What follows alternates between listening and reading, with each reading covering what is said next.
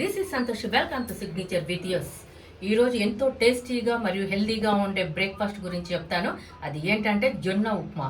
అది ఎలా చేయాలో దానికి ఏమేమి కావాలో నేను చూపిస్తాను. చూద్దామా మరి. ఈ జొన్న ఉప్మాకు కావలసిన వస్తువులు: జొన్నలు రాత్రంతా నానబెట్టుకోవాలండి.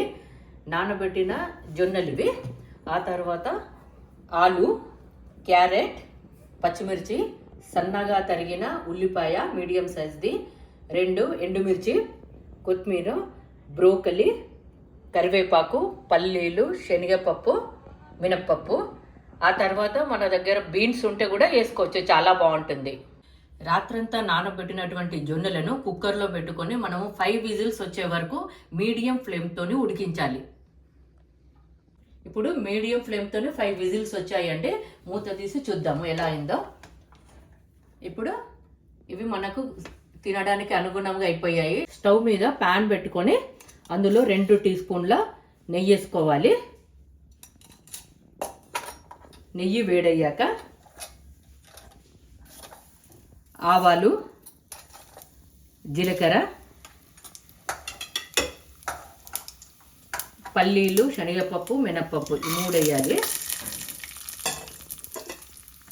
బ్రౌన్ కలర్కి వచ్చేస్తాయి. ఇప్పుడు మనము క్యారెట్, ఆలుగడ్డ, ఉల్లిపాయలు, పచ్చిమిర్చి ఇవన్నీ వేసి బ్రౌన్ కలర్ వచ్చే వరకు, మెత్తబడే వరకు చేయాలి. బ్రౌన్ కలర్ అయ్యేలోపు మనము ముందుగా కడిగి పెట్టుకున్నటువంటి బ్రోకలి, బీన్స్ ఉంటే బీన్స్ కూడా వేయొచ్చండి, బాగుంటుంది.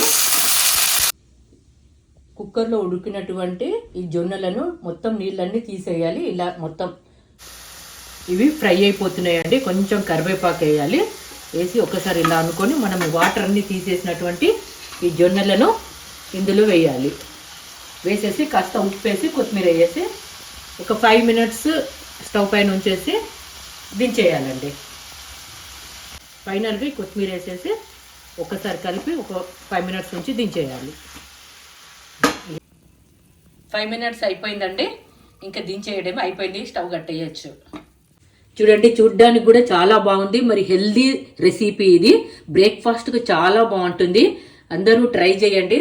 చాలా 15 మినిట్స్లో అయిపోతుంది. మన దగ్గర ఏ కూరగాయలు ఉంటే ఆ కూరగాయలు కూడా వేసుకొని చేసుకుంటే కూడా చాలా బాగుంటుంది.